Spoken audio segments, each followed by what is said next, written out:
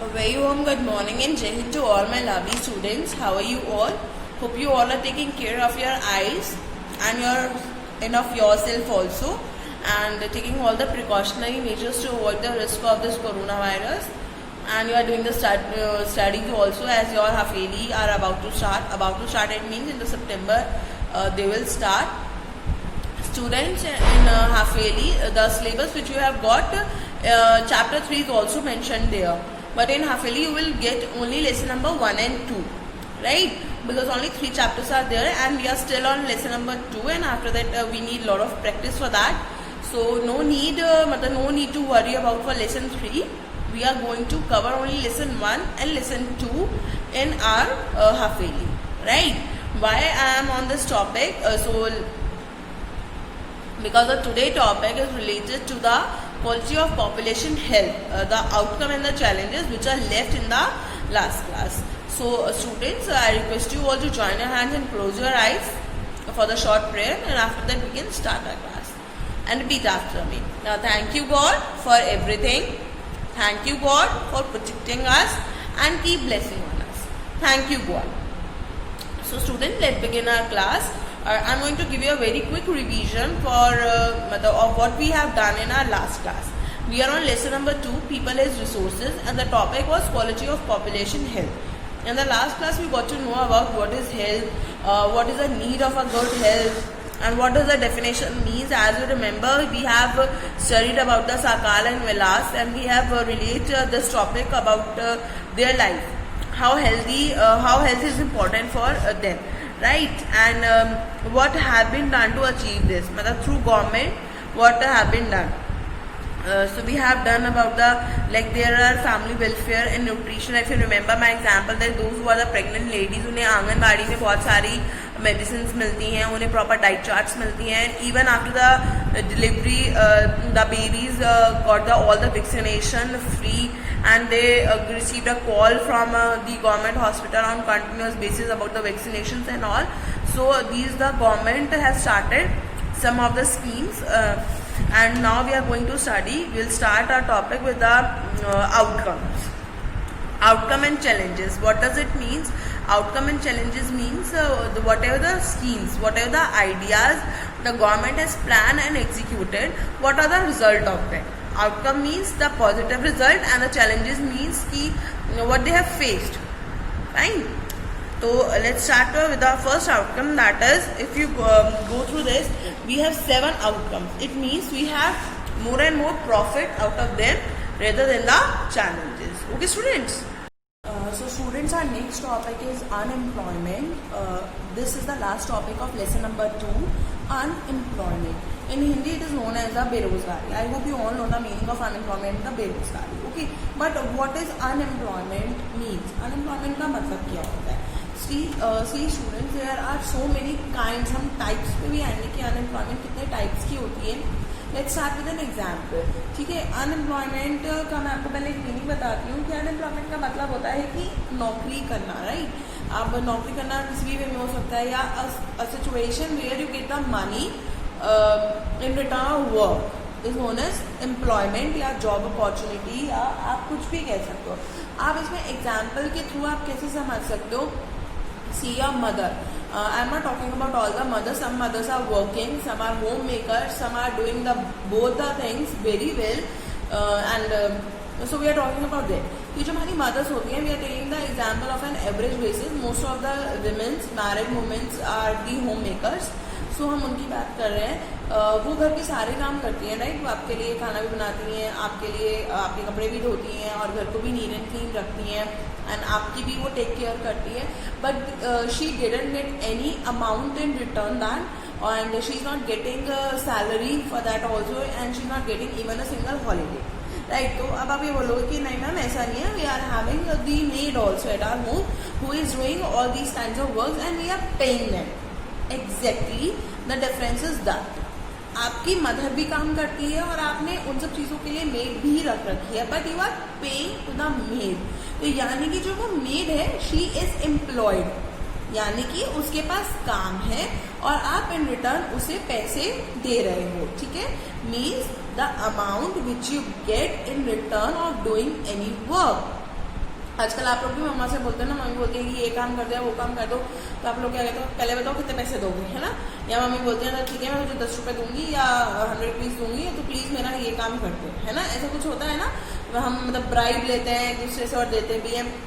तो वही मतलब होता है कि when you are getting the money in return of doing any work, तो वो एम्प्लॉयड सिचुएशन आ जाती है, ठीक है, वो एम्प्लॉयमेंट आ जाता है, वो आ जाती है जॉब। अब अनएम्प्लॉयमेंट क्या होती है, अनएम्प्लॉयमेंट को हम 2-3 तरीके से डिफाइन कर सकते हैं। देखो मतलब ये टाइप्स होते हैं अनएम्प्लॉयमेंट के, कि एक तो ऐसे अनएम्प्लॉयमेंट होती है कि जो पर्सन है वो काम करना चाहता है किसी भी वेज रेट पे, यानी कि वो किसी भी सैलरी पे काम कर लेगा लेकिन उसके पास काम ही नहीं है।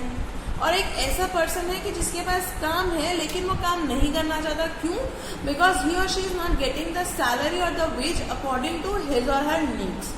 उसको पैसे उसके अकॉर्डिंग नहीं मिल रहे हैं उस काम के, तो वो काम नहीं करेगा, ठीक है। So there are so many situations कि हम यहाँ पे अनएम्प्लॉयमेंट कंसिडर कर सकते हैं, नहीं कर सकते, बहुत सारे टाइप्स भी हैं इसके, तो अब हम वही पढ़ें, ठीक है। So let us start with the story of Sakal's family. I hope आपको साकाल और विलास की स्टोरी बहुत अच्छे से क्लियर है। Who is said to be employed or unemployed? Who is said to be unemployed है, यहाँ पे unemployed कौन कहा जाएगा, या what is unemployment, मतलब हम ये क्या बात कर रहे हैं। देखो यहाँ पे हमने क्या बनाया, यहाँ पे साकाल है, यहाँ साकाल की मम्मी है और ये उसके सिबलिंग्स हैं, भाई बहन है, यहाँ उसके दादू हैं, दादू इन द सेंस ग्रैंडफादर हैं उसके। तो अब यहाँ पे साकाल जो है, Sakal is a person who is earning, और उसके फादर है जो फील्ड में जाके अर्न करते हैं, ठीक है। मम्मी है जो काम करती है साकाल के ऊपर, मतलब मम्मा हो गई, उसके भाई बहन हो गए, उसके दादू दादी हो गए, तो ये सारे लोग हैं जिनकी रिस्पॉन्सिबिलिटी साकाल पे या उसके फादर पे है, ठीक है। बट इट डजंट मीन्स कि मतलब कि अगर आप कोई भी उसके भाई बहन अगर उसका कुछ काम कर देते हैं तो साकाल उन्हें पैसे देगा या कुछ करेगा, नहीं, इट डजंट मीन्स दैट। मतलब ये सिचुएशन क्या बता रही है कि Sakal is the only person who is earning and his father, ठीक है। मदर उनके सारे काम करती है, तो हम ये नहीं कहेंगे कि वो अनएम्प्लॉयड है, हम ये नहीं कहेंगे कि वो अनएम्प्लॉयड है क्योंकि वो कुछ काम नहीं करती, या उसके छोटे भाई बहन है वो भी कुछ काम नहीं करते तो वो भी अनएम्प्लॉयड है, उसके ग्रैंडफादर भी अनएम्प्लॉयड है, नहीं। हम यही से स्टार्ट करते हैं। ग्रैंडफादर एक एज होती है जिसमें हम अनएम्प्लॉयमेंट कंसिडर करते हैं, that age is 50 to 59 years। See I have written here the age is 15 years to 59 years।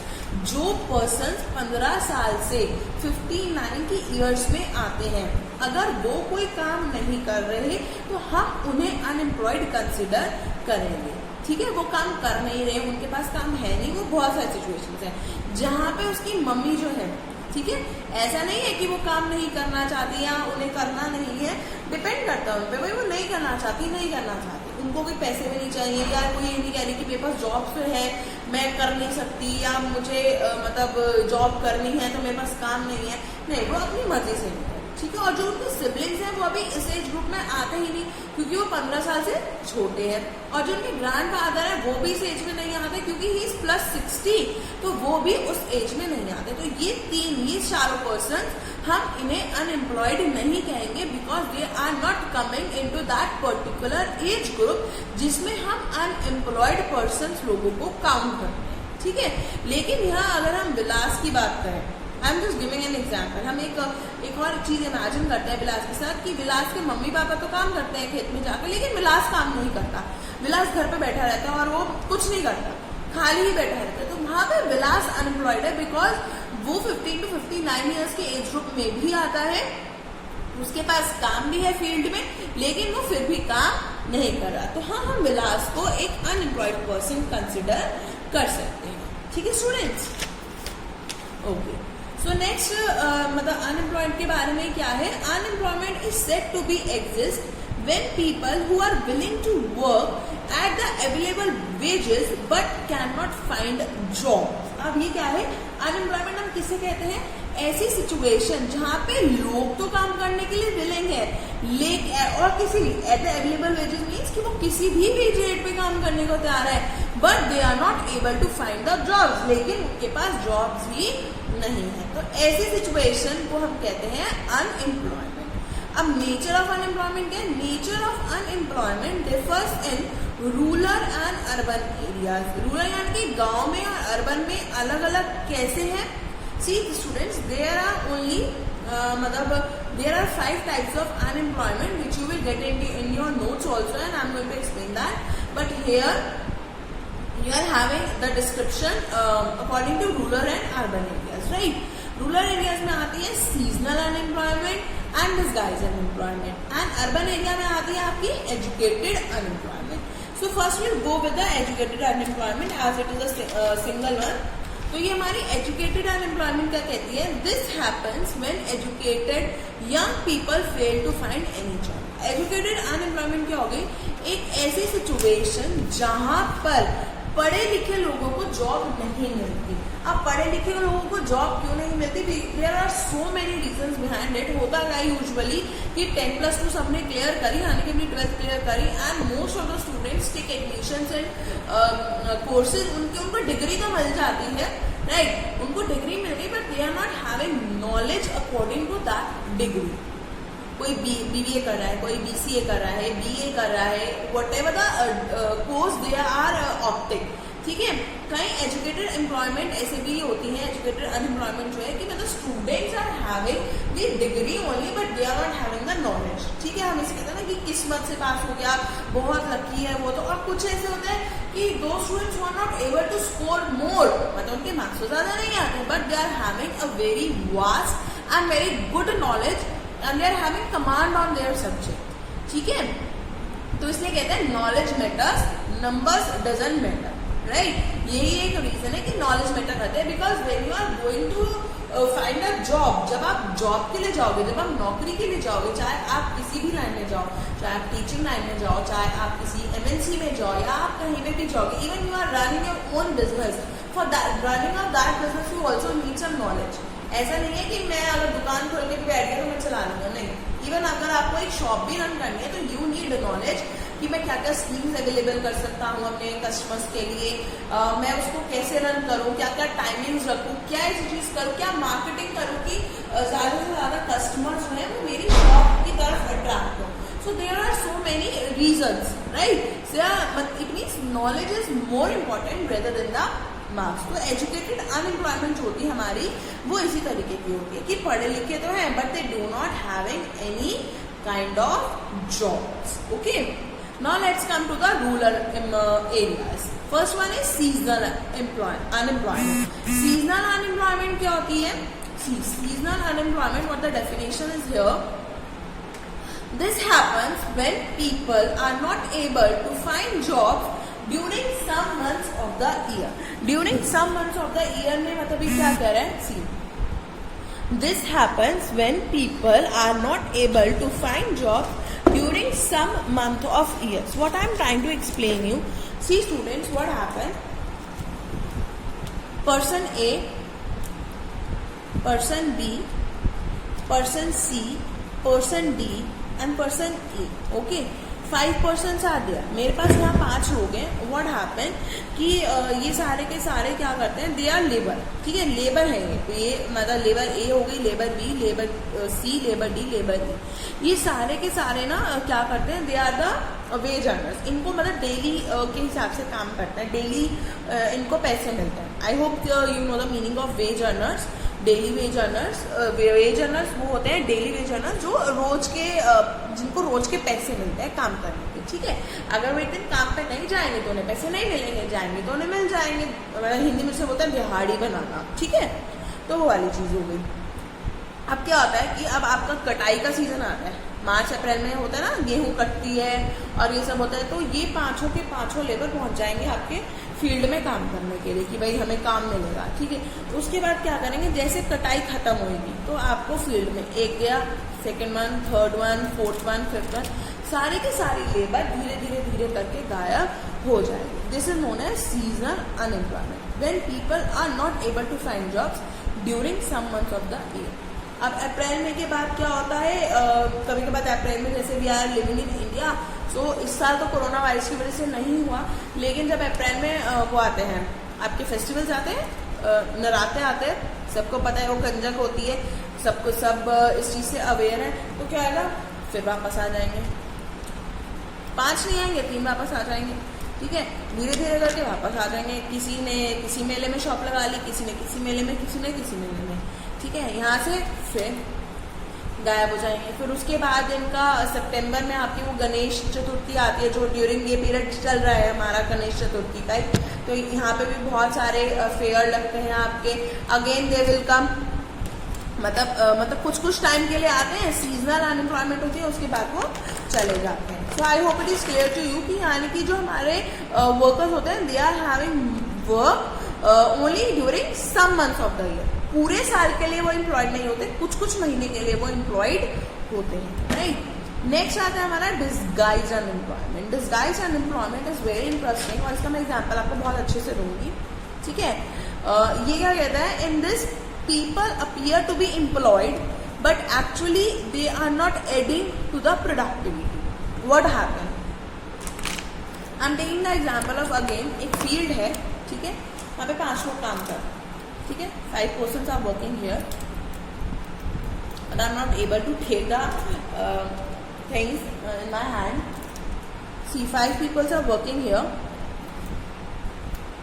एक फील्ड पे ये 5 लोग काम कर रहे हैं, ठीक है, और इनका प्रोडक्शन जो प्रोडक्टिविटी निकल के आ रही है, I am taking only an example, जो इनकी प्रोडक्टिविटी निकल के आ रही है वो आ रही है 300, ठीक है। 5 लोग एक फील्ड पे काम कर रहे हैं।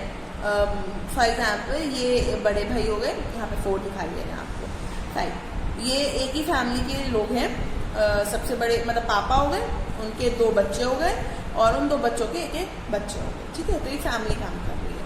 अब हो क्या रहा है कि जो प्रोडक्टिविटी निकल के आ रही है वो हमारी 300 निकल कर आ रही है इन 5 के काम करने से। अगर मैंने इसे निकाल दिया, मेरी प्रोडक्टिविटी तब भी 300 आ रही है। अगर मैंने इसे निकाल दिया, मेरी प्रोडक्टिविटी तब भी 300 आ रही है, ठीक है। इसके कहने का मतलब ये है कि दे अपीयर्ड टू बी एम्प्लॉयड, जो ये हमारे 2 पर्सन थे, जो इन दोनों के बच्चे थे, they appear to be employed but they are not actually doing or adding something to the productivity. Yes, लेकिन अगर मैं यहाँ से निकाल लूंगी तो प्रोडक्टिविटी मेरी कम हो जाएगी, और अगर इन्हें मैं जोड़ के रखूंगी तब भी मुझे कोई फायदा नहीं होगा, ठीक है। चलो ये तो एक ही फैमिली के पर्सन हो गया। अब होता है कि लोगों के पास फील्ड होती है, मतलब जो खेत होता है, उनको पैसे मिलते हैं उन सब चीज़ों के काम करने के, ठीक है।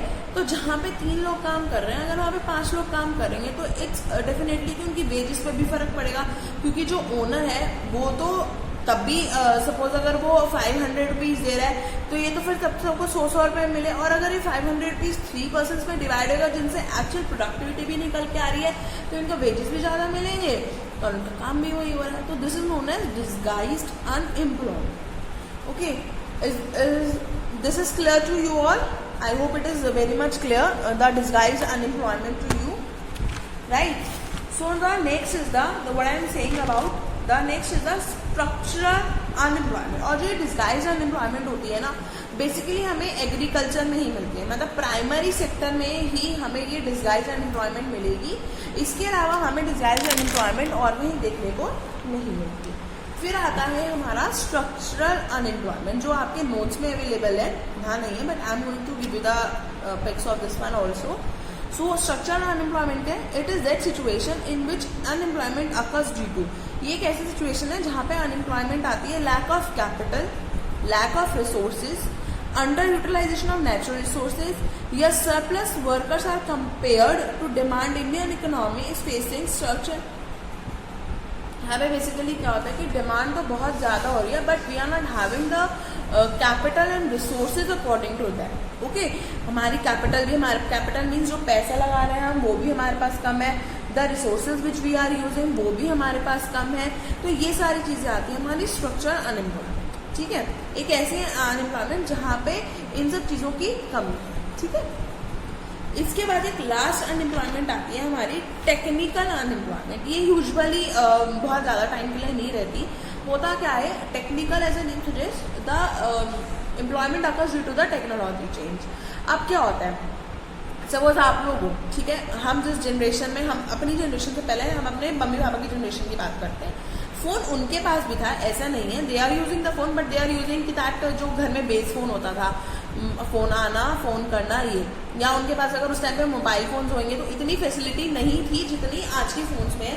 और आप लोगों को ये एंड्रॉयड फ़ोन ज़्यादा अच्छे से यूज़ करना आता है as comparison to your parents, right. लेकिन अब क्या है, अब हम इस वाली जनरेशन में है, तो हमें भी एंड्रॉयड फोन जो है वो बहुत अच्छे से यूज़ करने आते हैं। बट द कमिंग जनरेशन, जो हमारे पास जनरेशन आएगी, हो सकता है वो तो हमसे भी अपडेटेड टेक्नोलॉजी होएगी, तो उनके सामने हमें भी कुछ नहीं आता होएगा फ़ोन में। तो ऐसा थोड़ी ना है कि मैं अनएम्प्लॉयड हो जाऊंगी, नहीं। ये होता है कि जो भी टेक्नोलॉजी में चेंज आया है वो थोड़े टाइम के लिए आता है, ठीक है। नहीं आता तो क्या हुआ, ट्रेनिंग दी आ गई। अब MNCs में सॉफ्टवेयर जो है उनके वो बहुत जल्दी अपडेट होते हैं। तो ऐसा थोड़ी ना कि जो हमारा एट प्रेजेंट हमारे एम्प्लॉयज़ हैं उन्हें टेक्नोलॉजी यूज़ करनी नहीं आती, या they don't know how to use the new software, तो उनको बाहर निकालेंगे नहीं। उनको 3 days 4 days 1 week की ट्रेनिंग देंगे और उसके बाद उन्हें सॉफ्टवेयर के साथ अपडेट कर देंगे, then they will use that one. तो ये चीज़ हो गई हमारी टेक्निकल अनएम्प्लॉयमेंट, ठीक है। ये सिचुएशन जो है हमारी थोड़ी रेयर ही आती है कि टेक्नोलॉजी की वजह से अनएम्प्लॉयमेंट आई है, बट ये एक हमारी अनएम्प्लॉयमेंट है जरूर, okay.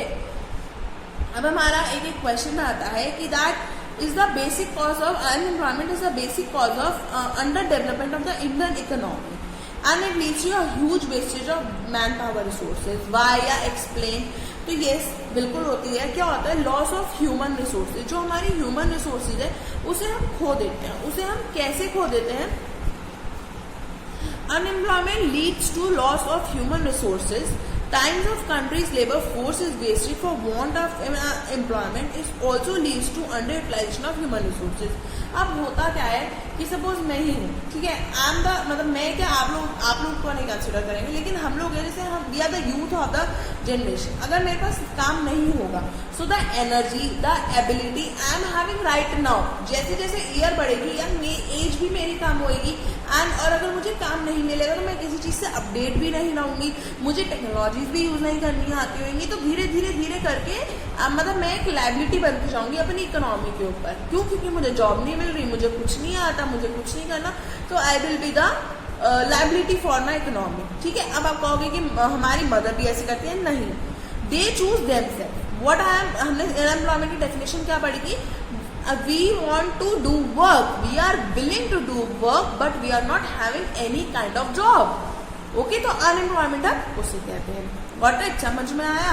Next, increase in poverty. It's very simple. जब नौकरी नहीं होगी तो पैसे नहीं आएंगे, पैसे नहीं आएंगे तो खाने को नहीं होगा, तो जो अल्टीमेटली किस चीज पे, पॉवर्टी पे, मतलब it will impact on uh poverty, हमारी पॉवर्टी बढ़ती चली जाएगी।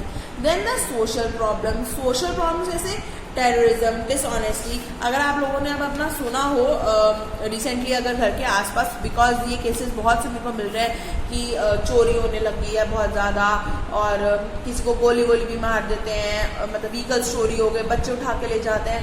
तो क्यों हो रहा है?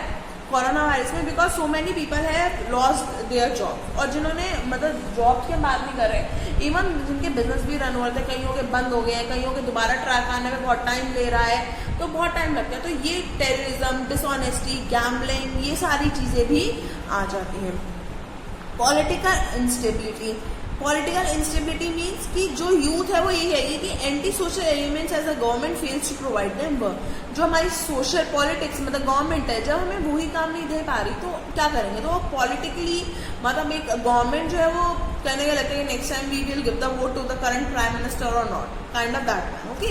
एंड एक्सप्लॉयटेशन ऑफ लेबर का मतलब क्या होता है कि अब हमें पता है कि सामने वाले पर्सन को जॉब की नीड है, ठीक है, मिलने चाहिए उसे 300 rupees per day, but we know कि उसको क्या, वो किसी भी विलिंग रेट पे काम करेगा, तो क्या करेंगे, हम उसे 100 रुपये दे देंगे।